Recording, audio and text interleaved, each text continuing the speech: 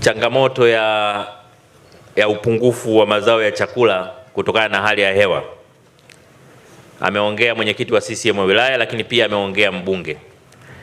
Nitumie nafasi hii kumwelekeza Waziri Mkuu kulifanyia kazi jambo hili, kufanya utafiti na kuchukua hatua.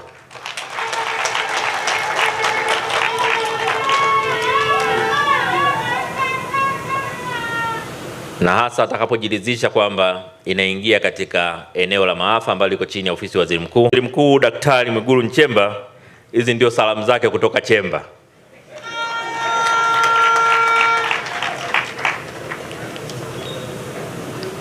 Kwa kumalizia, nisisitize tena kuwaomba viongozi wetu wa vitongoji, viongozi wetu wa vijiji, viongozi wetu wa mitaa, madiwani, wabunge kutimiza wajibu wao wa kutumikia wananchi na kuisimamia serikali.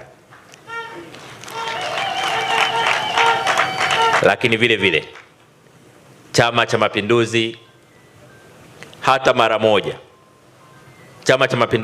mara moja kisiache wajibu wake wa kuisimamia na kuielekeza serikali kuhakikisha kwamba ilani ya chama chetu ina